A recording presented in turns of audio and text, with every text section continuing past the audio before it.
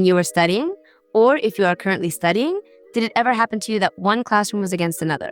Or that the most intelligent students had some kind of rivalry against the athletes? Well, if you feel identified, then listen to this summary. Spoiler alert.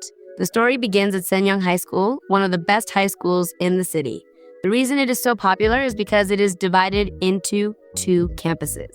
The South Campus, dedicated to sports, is led by Lai He, a muscular boy with a reputation for being aggressive, and the North Campus, dedicated to letters and sciences, is led by Ning Zayu, the student with the highest grades. The students of the North Campus dedicate themselves to getting good grades and being the pride of the school, while those of the South are known for their roughness and lack of intelligence.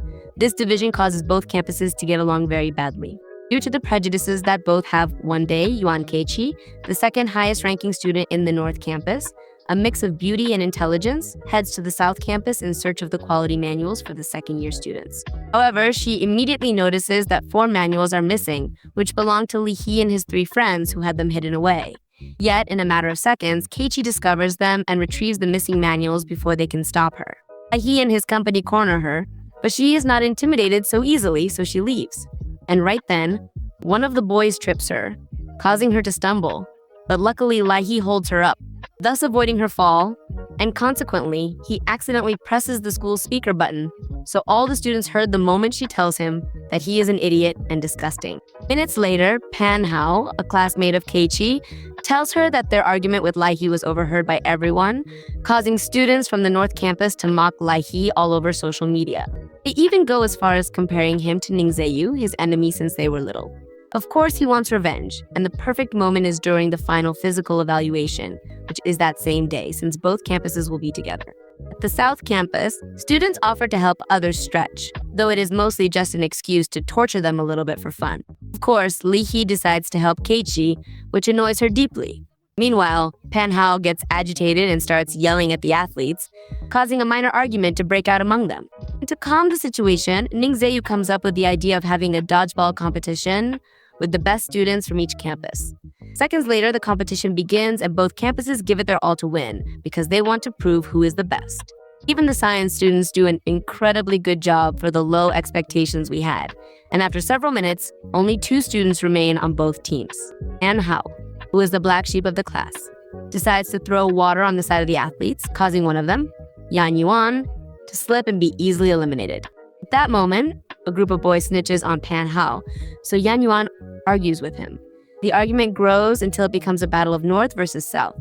At that moment, the director arrives together with other people, and upon seeing the commotion, he summons Yuan Keiichi, Li He, and Ning Zayu to the office.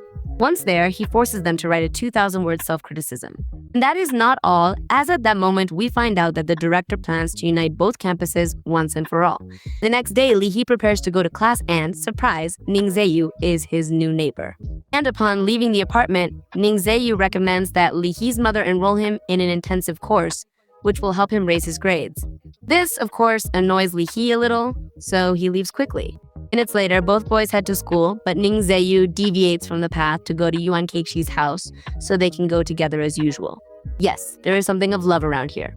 Later, Professor Luo Qian informs the students that 4 student athletes will be joining their class starting in the upcoming semester of school. These are Lai He and his friends, who have very similar names.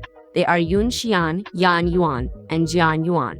Yes, I was able to say it. Great news that not only scares the science students, but also the athletes who decide to demonstrate their leadership so as not to fall into the clutches of the other students. To do this, they opt for the easiest path, playing mean pranks. First, they shake a soda can in a store, the same one that seconds later Yuan Keiichi opens, and gets a surprise in the form of foam. She gets dirty and becomes furious to see that Li He is laughing outside the store. Pan Hao also gets annoyed, so he decides to return the prank. So that day, he enters the athlete's shower to steal the clothes of Li He and his friends. Seeing their clothes gone, they rush out half-dressed to chase Pan Hao. Look at Pan Hao, running around there with all his clothes in his hand. And after this terrible prank, Li He sends Jian Yuan to place glue on Ning Zayu's seat, because, well, by bothering the boss, they could achieve leadership. However, he gets confused and accidentally places the glue on the seat of poor Yuan Keiichi, who, without realizing it, obviously sits down and gets stuck tight. Later, she heads to the infirmary to cut her skirt, so she can finally stand up. Li He apologizes for the prank, claiming that she was not the target, but she's of course annoyed and leaves. The following week, the new campus unification strategy begins, so Lai-hee and his friends make their way to their new classroom to start the term. There, they notice that their seats are the first ones, which are the seats for people who are not so intelligent. This gesture annoys them very much, so they begin to argue with Yuan Keiichi and Ning Zayu, who were of course in charge of choosing the spots. Minutes later, Professor Luo arrives to calm the situation. She sends all the science students to do exercises with Professor Bai, while the athletes stay behind to work directly with her instead. There, both professors motivate the students to give their best effort and take classes seriously to be future professionals. Minutes later, the science students return to the classroom to find the surprise that Li-hee and his friends have their seats in the center of the class, supposedly so that Yuan Keiichi, as the monitor, can observe them better.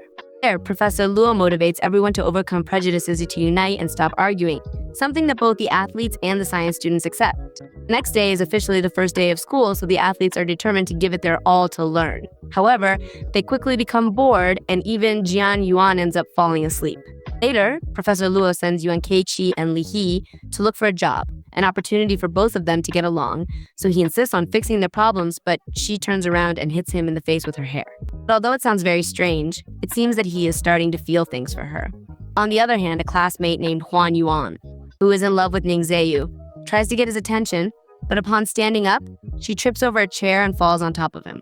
At that moment, she takes the opportunity to flirt with him, and of course he does not notice.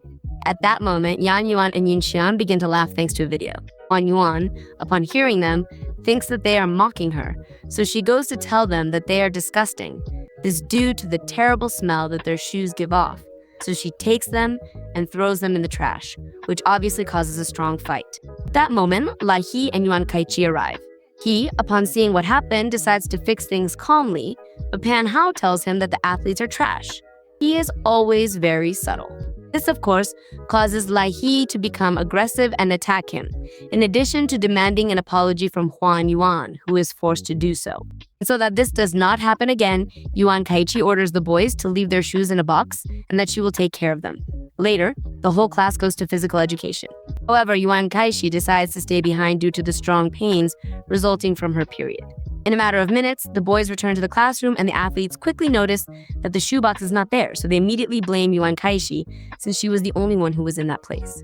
However, at that moment, Pan Hao interrupts and says that trash should be in the trash, making reference to the fact that he got rid of the shoes. Lai-hee, of course, runs to attack him, but he's stopped. He goes with his friends to look for his shoes in the trash, while Keiichi and Zayu figure the shoes must be in the south field, so they run there. And sure enough, they're in one of the classrooms. Later, they return them to the athletes, who are overjoyed to see them.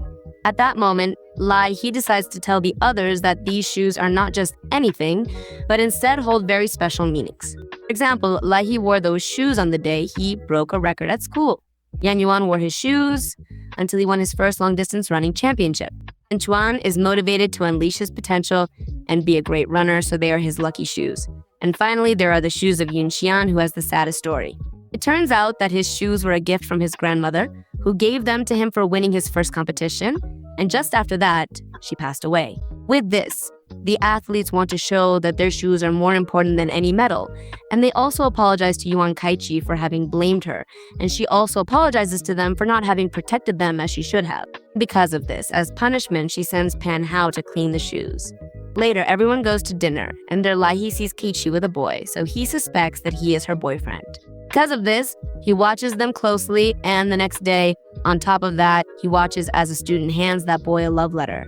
This annoys Lai-hee a little, so he decides to go to the classroom to tell Keiichi that she should not be dating anyone at that moment, which leaves her very confused. Later, he sees how Zayu helps her stretch, so Li-hee, a little jealous, yells at them. She stands up but immediately faints due to hypoglycemia combined with her period, so she is rushed to the infirmary. Minutes later, both boys go to accompany her to the infirmary. There, Zayu steps out of the room to take a call while Lai-hee takes care of Keiichi. But when he finishes the call, Zayu sees them looking a little sad and decides to leave the room. At that moment, Keiichi's boyfriend comes in, and there it is revealed that this boy is not really her boyfriend, but her younger brother, which makes Lai-hee show an enormous smile of relief.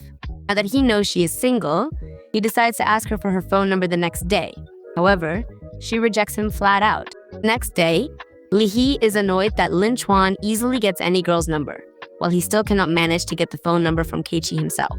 Lin Quan then tells him that this happens because he is bad with girls, so he offers to help him. And for this, that same day, he invites Hanyaji, Keiichi's best friend, on a date, an extravagant girl, a lover of horror, and a writer, something typical for this part of the world. He cunningly takes her to a nice restaurant to pry for information about Keiichi's interests. And in exchange, he reveals that Li He is actually afraid of the dark. To our surprise, we discovered that Lin Chuan was on a call with Lai He, which meant he had overheard the entire conversation that took place. So the next day, he goes to the library with some friends, and there they threaten the boss so that he will hand over a specific book, one that Keiichi has been waiting for several days. Minutes later, Keiichi and Zayu go to the library to look for the book, but the boss tells them that the books have still not arrived, something that disappoints both of them. However, just then, Li He appears with the book and hands it to Keiichi, but to his misfortune, Zayu gets a call from his colleague, who tells him she has 2 copies of the book signed by the author, which is much better, of course, so he gives the book back to Li He and leaves. Nice try, chimp. Later, Keiichi goes to talk with Professor Luo, and there she finds out that she and Li He will be lab partners, something that annoys her a little, so she asks to be switched to another group, but no, the professor rejects the request. Keiichi, a little sad, starts talking with Hanyaji, who tells her that she can convince Lai He to switch groups, and she also tells her that he is afraid of the dark. So Keiichi, very excited, decides to make a plan together with Hanyaji. Keiichi asks Lai He to go with her to the basement to look for algae for an experiment. The basement is a very dark place and full of spiders, so of course, he is a little scared. The situation becomes more and more creepy when a ghost suddenly appears, scaring Lai He so much that he cannot stop trembling. However, a spider begins crawling onto the ghost, and it starts screaming desperately. He is shocked, so he approaches the supposed ghost, and surprise, it's Hanyaji. He is obviously very upset with both of them, but Keiichi tells him that it was only a test to see how tough he was. A lie, of course. This annoys him even more, and he promises both of them that he is going to work hard and be the best student. So Keiichi decides to give up and finally work together with him. Later, when classes end, Keiichi gives Lai He her number to keep in touch. Lai He is obviously thrilled, feeling as though he has somehow managed to win her over at last. After this, we are shown several scenes where Lai He is waiting for Keiichi to text him, and when she writes him, he feels very happy, and it is his favorite moment. Now, if you want to know whether they fall in love or not and how they do it, you'll have to wait for the video. I hope you liked the second part. Thanks for watching us, and do not forget to subscribe and turn on notifications so you will know when it arrives. Bye-bye.